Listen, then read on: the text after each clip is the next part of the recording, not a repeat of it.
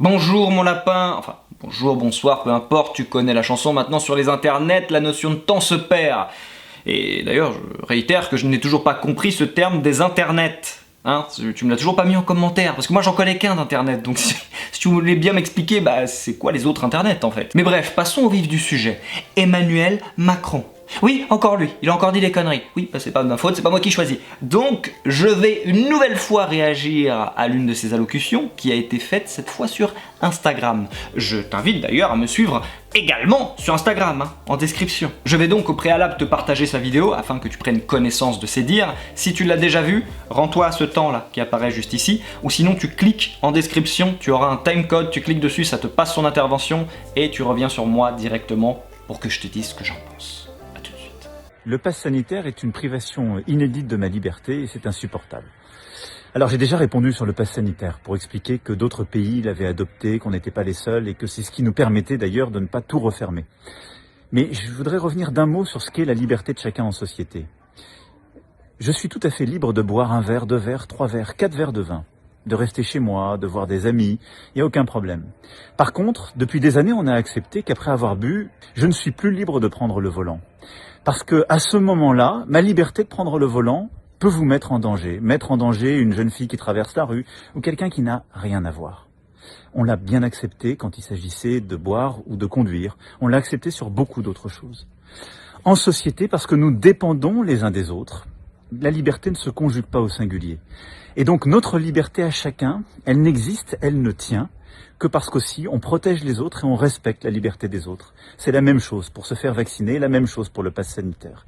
Je peux décider de ne pas me faire vacciner et rester à la maison, mais si je vais dans des lieux où je risque de contaminer d'autres personnes qui, elles, ont pris des précautions, peut-être ont une dose, à ce moment-là, je dois ou me faire tester ou me faire vacciner. C'est la liberté responsable, la liberté d'une citoyenne ou d'un citoyen. Oui, mais non, là la comparaison est complètement stupide. Ça n'a absolument rien à voir. C'est ce qu'on appelle prendre les gens pour des... Comment on dit? Oui, c'est ça, pour des cons. Ouais, je suis un peu chafouin là, je suis remonté. Non, parce que il est vrai que lorsque tu as bu, effectivement, tu ne prends pas ta voiture derrière, car il a tout à fait raison, tu pourrais écraser quelqu'un, le tuer ou le blesser grièvement. Là-dessus, on est tout à fait d'accord. Mais ça n'a absolument rien à voir avec notre histoire de vaccin. J'ai horreur des gens qui te font des comparaisons comme ça, la mort moelle-neutre, et qui te comparent à un autre exemple qui n'a absolument rien à voir pour justifier le premier. D'ailleurs, ça a un terme ce truc, d'ailleurs, je sais plus comment ça s'appelle, mais ça a un terme. Ça m'agace royalement. Parce qu'avec l'histoire du vaccin, mais c'est deux choses totalement différentes. Deux options. Le débat se résume à ça en fait, donc tu vas comprendre qu'il n'y a pas de débat. Deux options. Option numéro 1. Ton vaccin est génial, il empêche les formes graves, il empêche déjà de mourir, premièrement, ça me semble être une forme grave ça, et il t'empêche de t'envoyer en réanimation et tout ça, il t'empêche les formes graves. Des propres dires d'ailleurs d'Emmanuel Macron, c'est le super vaccin. Hein, c'est le vaccin en mode Fast and Furious, hein, tu te l'injectes, tu peux arrêter des torpilles, des missiles à main nue, la bombe nucléaire tombe sur toi, poup, tu la prends, tu la renvoies, c'est... Voilà, c'est... Alhamdoulilah. Alors donc, pourquoi est-ce que moi je dois me faire vacciner ? Si toi tu en as peur, que tu t'es fait vacciner, mais t'as plus rien à craindre. Si je suis pas vacciné et que je te le transmets, au pire t'auras un rhume, puisque c'est pas moi qui le dis. Quand on les écoute, le vaccin t'empêche de crever et d'avoir des formes graves.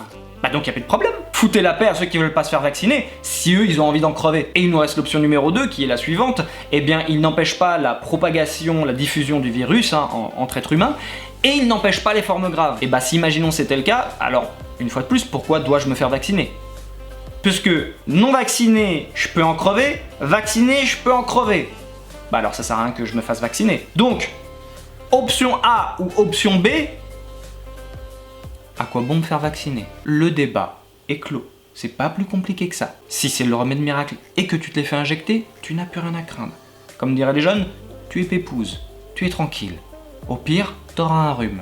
Et moi, si j'ai envie d'en mourir, c'est moi que ça regarde. Voilà pourquoi l'analogie d'Emmanuel Macron est complètement foireuse et que c'est ce que j'appelle prendre les gens pour des cons. Mon lapin, il est temps de te laisser. Je t'invite à liker et à partager cette vidéo.